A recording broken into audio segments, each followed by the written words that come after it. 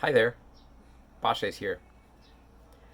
In this video, I would like to talk about knowledge and wisdom and a little more. Um, so please let me begin.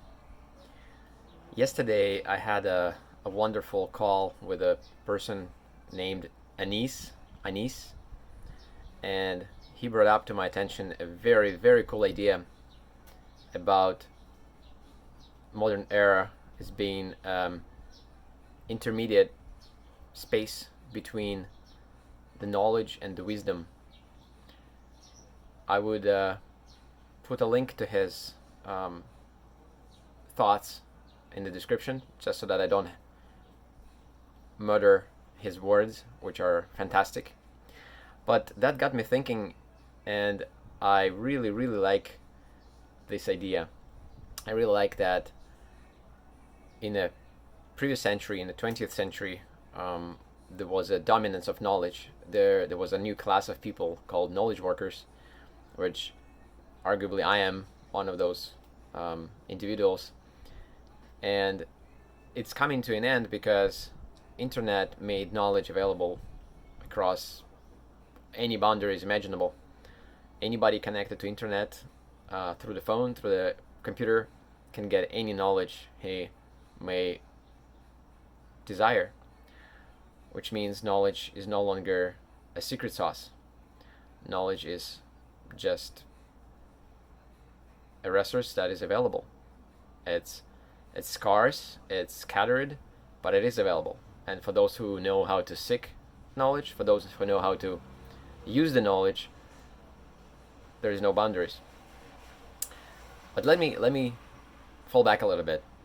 So in my previous exploration, I came across a 6 personality type model of a Professor Holland. I would love to talk about it in more depth in a separate video.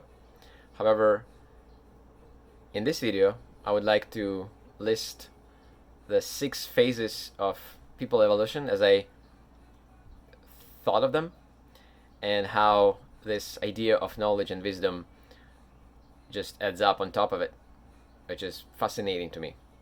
So let me begin. There were 6 phases. The first phase is, let's call it R, hunters and gatherers. At this time, people have been occupied 100% with surviving. There was a survival instinct that driven people out of their cages and driven them to hunt and find food and come back. That's about it. There was no other time for doing anything else. That was the first phase of human existence, or pre-human, whatever those things called in official science. The next step was I call it Shamans and Thinkers.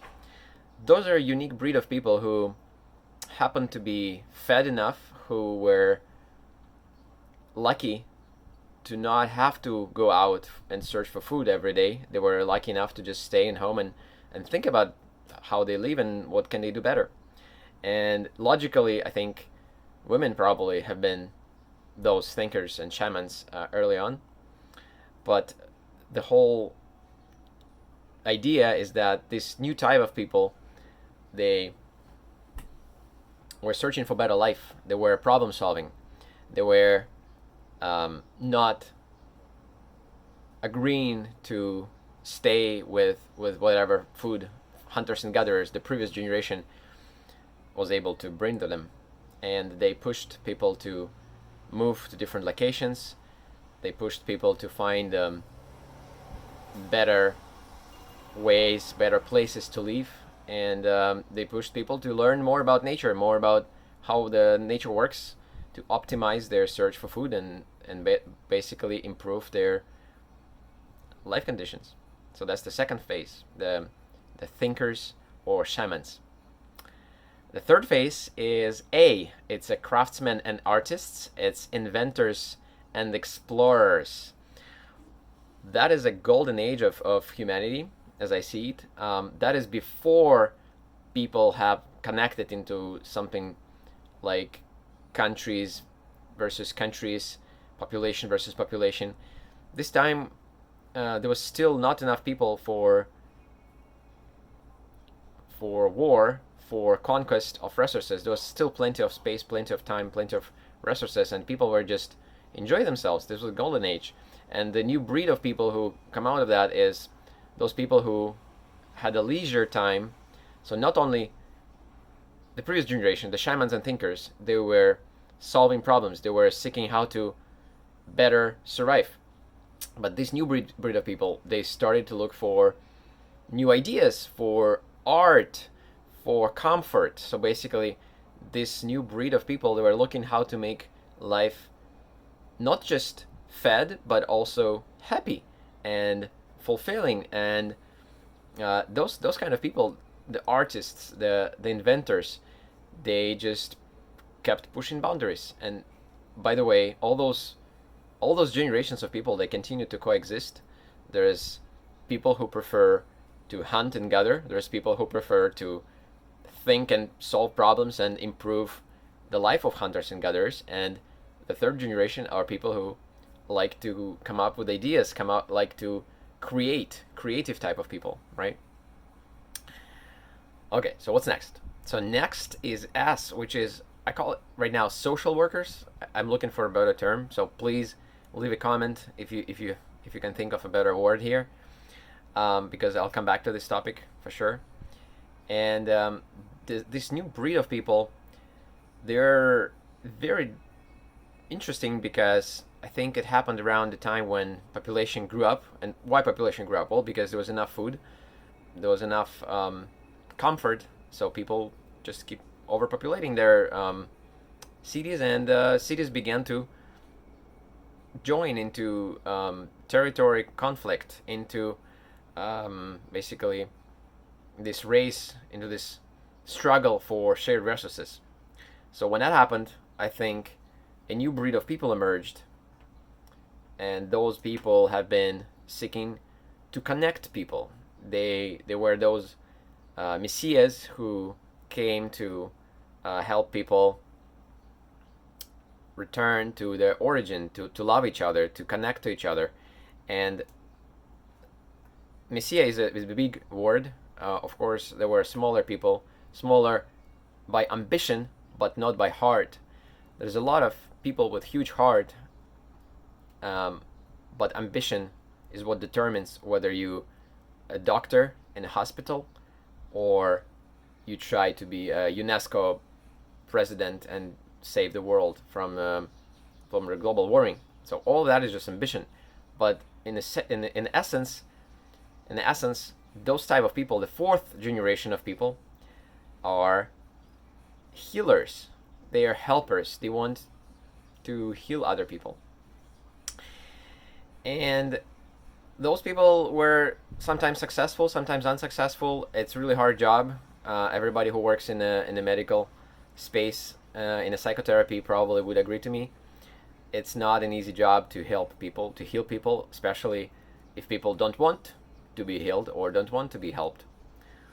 Well, going back to my 6 generations model, so we named 4 already. First is hunters and gatherers. Second is shamans and thinkers. Third is craftsmen and artists, or inventors and explorers. Fourth is social workers, or doctors or healers. Those are all same people. And the 5th generation, it's a very new breed, and it's, I guess, relatively recent to the human history, and that is leaders, the world leaders, the people who strive to lead the whole population, not just some small group of people, but more than that. They want to be the ones who drive everybody else. And of course, those who want to be the ones are the most ambitious ones. Same as with doctors and UNESCO workers. It's just up to ambition. But leadership is something that came around the same time, I guess, as the social workers and healers. So yeah, the 5th generation are leaders. The 6th generation are knowledge keepers. these people have kept the knowledge of the past generations. They give it to the next generations. That's their bread and butter. These people invented language. And I know I'm jumping through different times in my explanation, but there is a reason for that. I think the whole sixth generation thing is cycling, and once developed inside our brains, it has remained like that for forever. So those six generations I'm talking about, they have been an evolution of the brain, basically. And the sixth generation, the sixth type of personality, are knowledge keepers. Those are your librarians. Those are the people who invented language. Those are the people who invented writing. They did so because they knew only through maintaining knowledge, through keeping knowledge between generations, humanity can achieve anything greater than that. And they were right. In 20th century, a new thing emerged called internet. And internet is something that has bridged all knowledge of the world, and it made it universally available. It made it free. It made it very accessible, as I said earlier. So those six generations, those six types of personality, they live in every single one of us as a result of the evolution, as a result of human history. And coming back to the Anis idea, it's totally his idea. I did not come up with that. He thought, well, knowledge is no longer the driving factor. Knowledge is available. Knowledge is accessible. So what's next? What is the next generation? And that's why I really love that concept, because I thought of that too. I thought of that, well, what's the next generation? What comes after knowledge keepers? And my thought was, well, there come people who get consumed by media, get stuck in TVs and all the entertainment fun things that is being created and has become available. And those people will live a happy, fulfilling life, and they will just be this new type of people, the breed I called J. For it's a bad word. I would not use it. I'll think of you know what? I'll think of a better word, and I'll come back to you. But anyway, I thought, well, that's the seventh generation, and I looked at myself, at me in my past life. That's what I became. I became that kind of person who, consumed by entertainment, consumed by content, consumed by media, and just don't stop seeking for life meaning. It's necessary when you have such a great list of shows on Netflix, when you have such a wonderful choice of movies every weekend, etc., etc. But Anis gave me a better idea. Anis gave me an idea. Oh, well, maybe it's wisdom. Maybe it's W that comes after knowledge keepers, C. And I really love that. I want to believe that the transformations that happened to me, and those transformations would be subject for other videos, they draw a line in my life between me being J and me being W. And okay, I'll now that I said I was that, I will say the word junkie, J for junkie.